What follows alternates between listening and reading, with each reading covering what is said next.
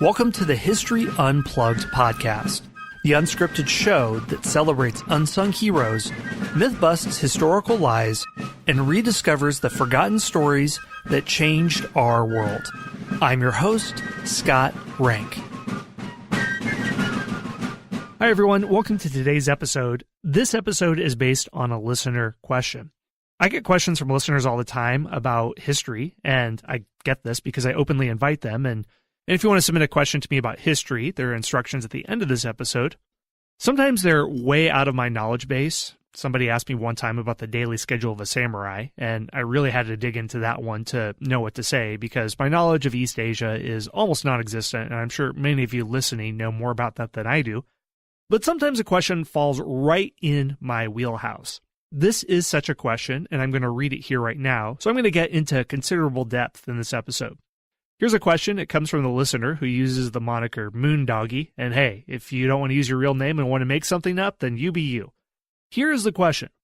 In general, I am not clear about the early development of the Islam empires, or Islamic empires. How did an initially small religious movement envelop such enormous areas of the world, particularly the martial military developments and campaigns? Well, as some of you know, I studied the Ottoman Empire for my doctoral research. And if you study the Middle East, you have to look at the development of Islam. That just comes with the territory.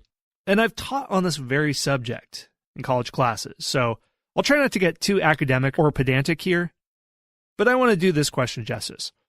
Also, the listener who asked this question, I am obligated to answer him. He is a member of the Knowlton's Rangers. That's a membership program for History Unplugged. And if you join at a certain level of membership, then I promise you I will develop an episode as extensive as this one to answering absolutely any question you have.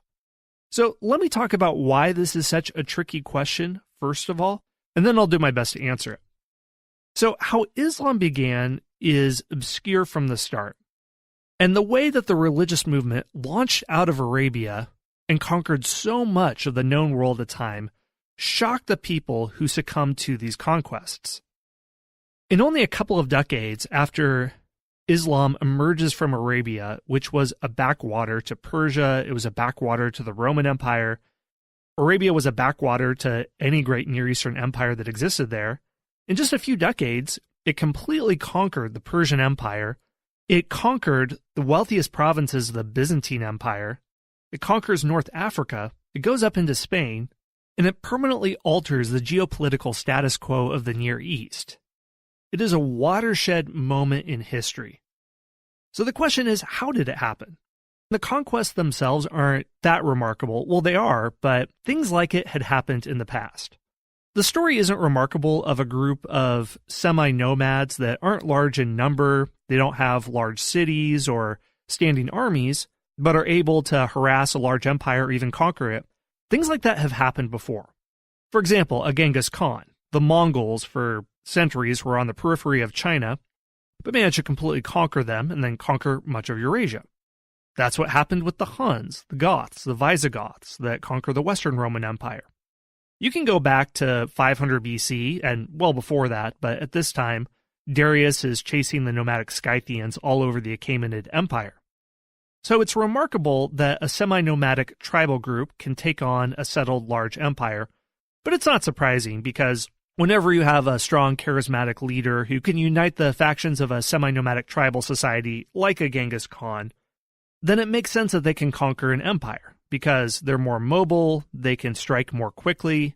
It's easy to recruit soldiers because you promise them plunder, and that's always a good incentive for soldiers to join your ranks. Here's what makes the Islamic conquests different. They didn't just conquer a large territory and then disappear after a generation or two, like the Mongols did, or the Goths or the Visigoths did. What makes it different is that these so-called semi-nomadic groups conquer provinces of the Byzantine Empire, like Palestine or Egypt, which are sophisticated, they're cosmopolitan, they have an advanced administration. Well, they take over this sophisticated administration, and then they further develop it. And then in less than 200 years, from about the 620s to 630s, when Islamic armies conquer a lot of the Near East, by 800, they're among the most scientifically advanced people on Earth. In the city of Baghdad, you have scholarship that is translating Greek works into Syriac and then into Arabic. You have technological development with water clocks and quadrants and astrolabes. You have mechanical water clocks being sent from the Abbasid Caliphate to Charlemagne's court. So the cutting edge of science is taking place in 800 AD, and this is less than 200 years after Arabian civilization is mostly semi-nomadic. Or is it? Do we have the chronology all wrong? Are we missing something here in the story? I should also say from the outset, to answer this question about how Islamic empires were able to envelop so much of the known world, this is going to be a thorny question when you're bringing in religion into the picture. If you are a believing Muslim, then you can't help but say that, well, the whole story obviously shows the hand of God moving in everything. He sends his final prophet, Muhammed. Obviously, his mission is blessed because he is an illiterate man who's able to produce a work of eloquence, the Quran. And his mission is obviously blessed because he goes into the backwater of civilization. He goes to a people, the Arabs, who are living in ignorance. They're living in intellectual ignorance and ethical ignorance as well. They're acting barbarically. Through the message that he preaches to them, they become civilized, they become moral, their conquests are blessed. So in this sense, it shouldn't be surprising. Well, in this podcast, we don't assume the supernatural. We take a historical, critical examination of what happened. And what I need to do in this episode is to differentiate between the traditional explanation of what happened and the historical, critical explanation of what happened. What I mean by that is that when we talk about Arabia before the rise of Islam, really until a few decades ago, the Muslim religious narrative was almost always used. It was assumed that the early Islamic armies were semi-nomadic, and you would imagine in your mind Lawrence of Arabia with turbaned men with beards, wearing long flowing robes riding camels on the attack. Well, this could have been part of the armies, or you would imagine that all of civilization in Arabia was polytheistic, life was much more barbaric, and there wasn't a lot of interaction with larger civilizations. Well, this narrative of what Arabia was like before Islam comes from Muslim historians who are writing in the 700s, they're writing in the 800s. They're writing about things that happened when Islam is a global civilization, and they're projecting back in time.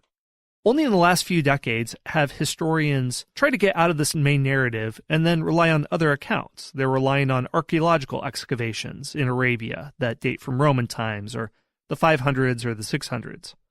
And what they're finding is some interesting research that in the Arabian Peninsula, in what's today Yemen, Oman, and other places, yes, there were definitely semi-nomadic populations, Bedouin populations, tribal populations, but these populations had significant interactions with the Romans and the Persians. Some places they were able to develop large cities, and we see with some civilizations like the Nabateans that are in modern-day Jordan that they could build incredible buildings.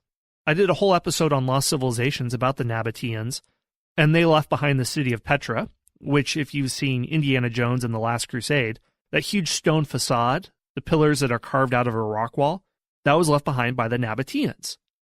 They lived in Arabia in the 1st, 2nd centuries. They were major trading partners with the Romans and the others.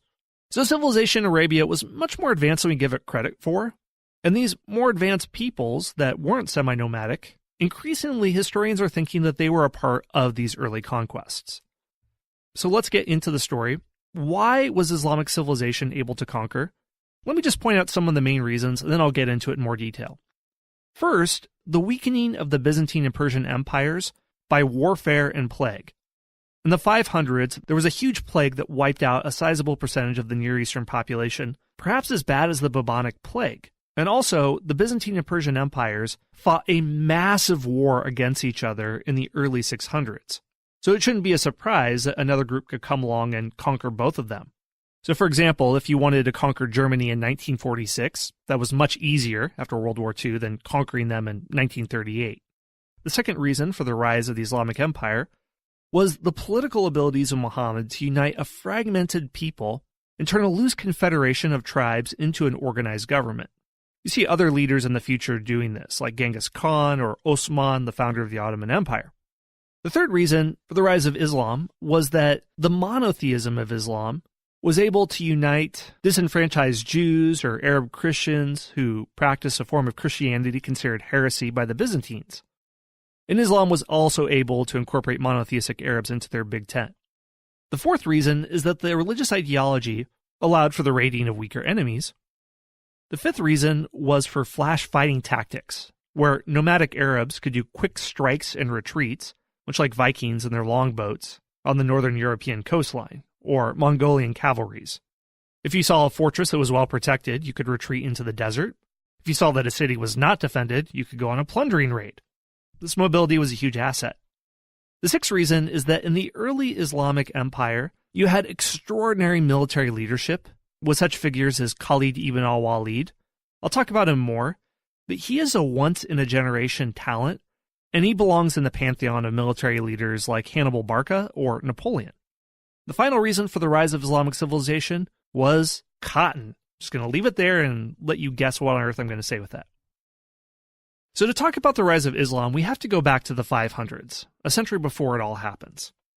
It's in this century that a bubonic plague wipes out a lot of the population of the Near East. The Near East is heavily depopulated, and it would be further depopulated in the Byzantine-Persian Wars. Also, in northern Arabia, in the regions of Syria today, you have Arab ethnic groups, the Ghassanids and the Lakhmids. The Ghassanids are paid protection money by Byzantine Emperor Justinian to secure his border, and the Lakhmids are paid protection money by the Persian Sasanians to protect their border. So you have tribal groups that are engaged in warfare, that are well-trained, well-equipped, but by the 600s, the Sasanians and the Byzantines stop paying them protection money, so they're trained in warfare, they have no one to fight, and they are crucial parts of the early Islamic Empire. And many scholars are wondering if the conquests weren't some sort of big plan, but happened completely by accident. After the death of Muhammad and the early caliphs who led the Muslim community, there was significant internal infighting. One of the early civil wars ended around 634, and one of the first caliphs, Omar, launched Muslim conquests, partly as a way to pacify Bedouins who wanted to raid, but the caliph wouldn't let them raid in Arabia. So he pushed them out into depopulated provinces in Syria and Palestine. But this raiding very well could have just become conquest. Syria was conquered around 636, Egypt was conquered in 641, Mesopotamia and the Persian Empire in 650. So that's a very broad overview of what's happening in pre-Islamic Arabia. Let me drill down into a little bit more about pre-Islamic Arabian society because this will help us understand why the conquests happened. So who were the pre-Muslim Arabs? Were they nomads with shimtars who are wearing robes and turbans? No, let's get that Lawrence of Arabia image out of our head. Like I said, they were somewhat cosmopolitan. Those that lived in northern Arabia would have interacted with the Roman and Persian worlds. They might have been paid protection money by these different empires to guard their borders. So don't imagine that there's Byzantines or Romans on one side with togas and laurel leaves, and Arabs who are wearing turbans on the other side. In this borderland, the different populations would have mixed together, spoken a common language, maybe Syriac, and they wouldn't have looked too dissimilar. Pre-Islamic Arabia wasn't a poor tribal area, at least not everywhere. There were some fairly well-developed cosmopolitan places. One of the reasons was all the trade that was going on there. Northern Arabia is a major terminus of the Silk Road. Camel caravans crossed these northern deserts, and these caravans were the heart of trade in the region of the Islamic Empire. Ships going from the Mediterranean to India and China passed overland through the Middle East. Goods going to Ethiopia also passed here. So the Middle East was a major trade hub with different people coming and going. Muhammad himself was a trader in the city of Mecca.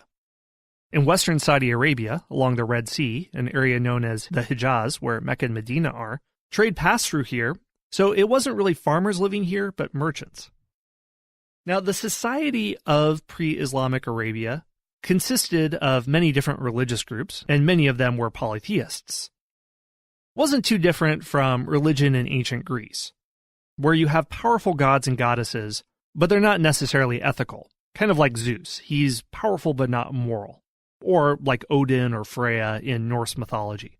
You would pray to whomever you needed help from. So here is the traditional Muslim view of what pre-Islamic Arabia was like. It's very negative, and it's a way to contrast the negativity of Arabia with how it was transformed by Muhammad and the message of the Quran. In Arabia, religious beliefs and practices focused largely on sacred stones and springs, the most famous of which was the Black Stone, a meteorite set in the southeast corner of the Kaaba in Mecca. There were a pantheon of deities that were worshipped in the Hijaz.